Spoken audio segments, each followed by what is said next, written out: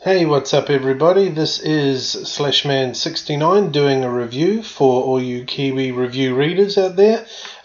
This is the InWin GT1 PC MIDI tower case. Some quick specs there. We have 3 external 5 1/4 drive bays. We have internally, we have 6 3 1/2 or 2 1/2, depending whether you've got laptop sized hard drives or normal regular size hard drives. There are also 4 easy swap modules, and 2 of them are 2 1/2 inch. On the front panel, it has 1 USB 3 port and 2 USB 2s plus HD audio outs. The motherboard form factor is ATX or Micro-ATX, and the power supply is a very generous ATX PS2 size. It is a huge power supply bay at the bottom. Regarding the fans, it can take 8 120mm fans and comes supplied out of the box with 2, one in the front and one in the back. It will also take 2 on the top, 1 on the bottom, and if you want to put them on the side, it'll take 2 on the mesh side panel only, obviously not on the see-through clear screen side. Now getting into what happens when we open the box, you can see it's just got a nice tight snugly fit case with the 2 polystyrene sides and a bit of bagging around it to keep all the dust and that out from production. It's a very tight fit, so you need to turn it upside down to get it out. It comes supplied with the motherboard mounting screws, the beeper speaker, the open out manual, and also the front customization hexagonal shapes. It comes supplied with 20 of those with 2 spare. On the top you have a hot swappable hard drive bay, which is really nice the way it's recessed there, and also on the right picture you can see you have a 7 PCI slot breakaway back panel with 2 water cooling pipe holes there if you wanted to run a radiator.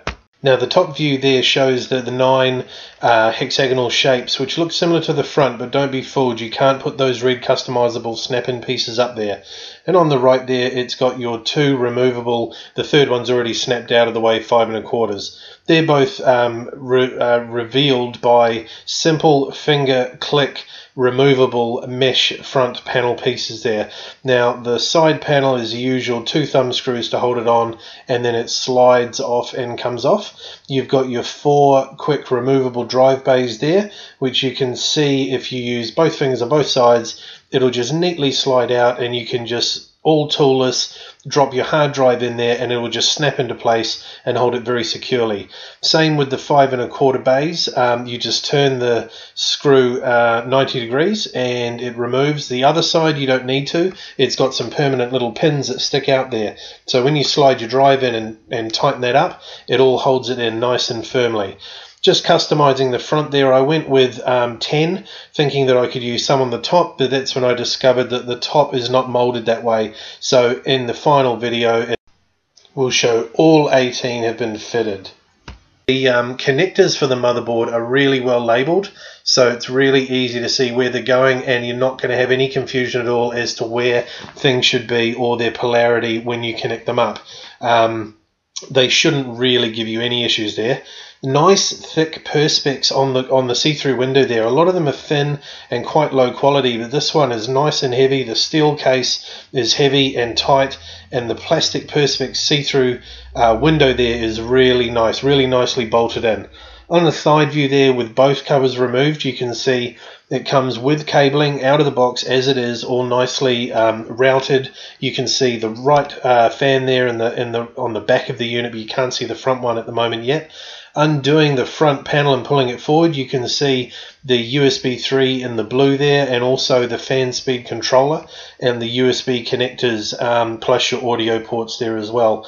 Those are very handy to customize the front with a fan. The bottom there is showing the big gaping hole where you can put the massive power supply if you need to, and I did fit a big power supply in there. I fit a big Silverstone 750 watt beast in there. So again, 2 fan slots there if your power supply is not that long. Out of the box it comes with the customizable bits here, and I've just outlaid them here so you can see it comes with 3 cable ties, the speaker, the motherboard mounts, and the snap-in front red hexagonal pieces there. So now it's time to put some goodies in. I picked up a budget-built system here to build into it new, something that's going to be good to browse the web, and it's not a build a PC video, it's a review on the case, so I'm not going to go over how to put anything together. Inside the screw bag it comes with a handy little tool there, which all you need is a Phillips screwdriver. And even though the case is advertised as a toolless case, it's referring to obviously installing everything else except the motherboard. You will need a screwdriver to do that with. The hard drive bays here, just showing that it's all 3/4 clipped in. Just one last little corner there to clip in. Just a bit of brute force to stretch the plastic aside. And then once you've done that, the drive will drop in really nicely and slot back into the case on its rails. Just a slightly clearer shot there, just showing it ready to be put back in the unit. Now if you're a PC builder from back in the day, you'll remember having to do everything with screws, having to put individual rails on each side of all of the devices that went in. Not anymore. Now the 5 1/4 drive there is just sliding in nicely, and I really like the way all of the holes lined up. Like when the drive was in, it was in nicely, it was flush, it was perfect, and then I was almost waiting for the holes to not be lined up in the actual chassis, but as you can see in this shot, they line up beautifully, and all that is required is just put the black plastic clip on the side, turn it 90 degrees, and it locked it into place, and the drive does not want to move one little bit. So that was a really nice touch. On the bottom there we can see 2 openings. When you see the power supply I fitted, you'll see that I could not put a fan in, but there is provision there to put at least one fan if you wanted to help try and pull the air down and out of the case to help with the airflow as well.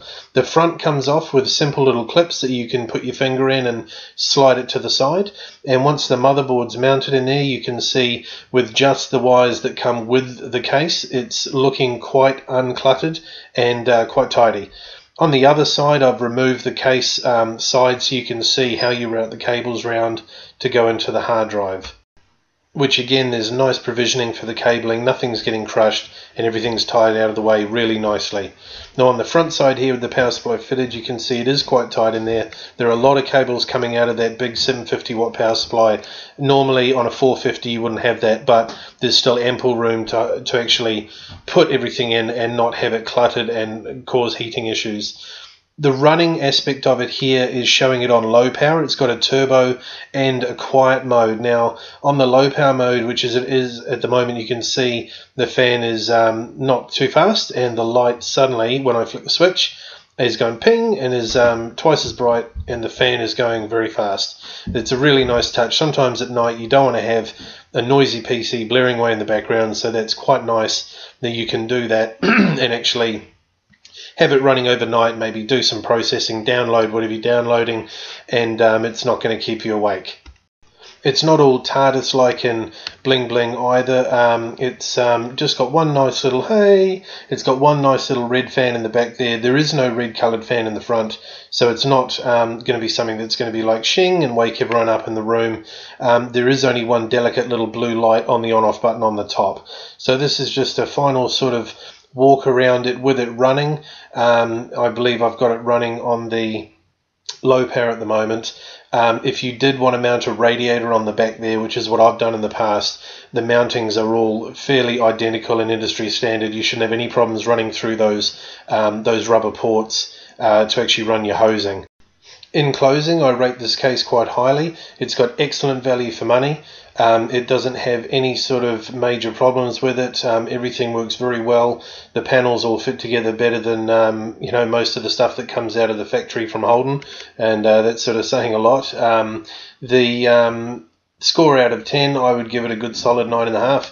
The only reason why I dropped half a point off is because I was missing one of the motherboard mounting screws in the bag. But apart from that, it is an excellent product.